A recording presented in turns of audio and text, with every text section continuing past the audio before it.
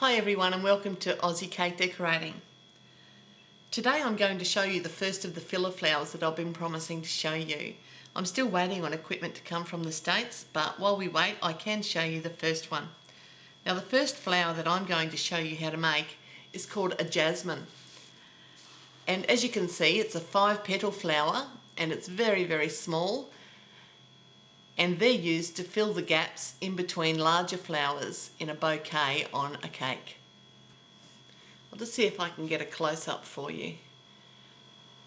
I think that's about as close as I can go without it going totally blurry. But as you can see, it's very petite and very dainty.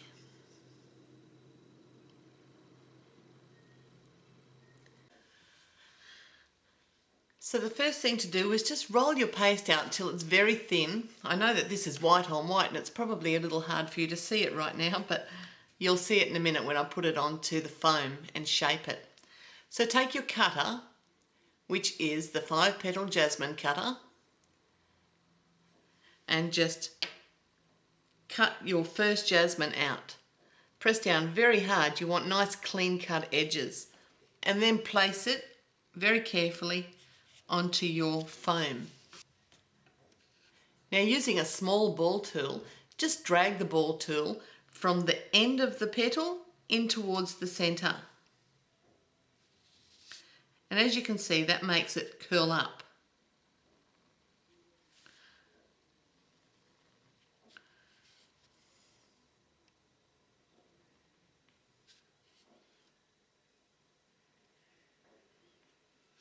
So that's quite a tight little curled up petal until you turn it over. Spread them out a little bit so that you don't crush them. And then just one quick jabbing motion into the middle, like that.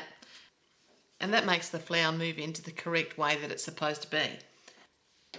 Now the next thing I do, I just get a stamen, a plain white stamen, and I dip the head of it into my flower glue.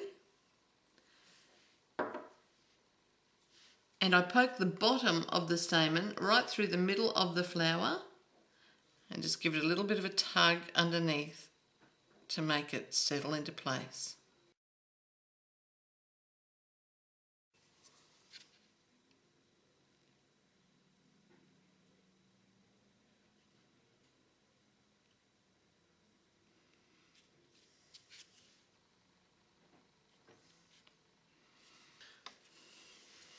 So when you get faster at doing it, I usually stamp out all the flowers and mould them with the ball tool, put them into the tray so that they keep their shape, and when they're almost dry, I take my stamens and I start putting the stamens in one after the other as well, rather than doing one whole flower at a time.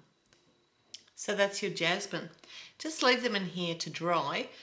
The flower glue is probably going to take anywhere from an hour or two, depending on your climate, to actually dry. So that's our completed jasmine.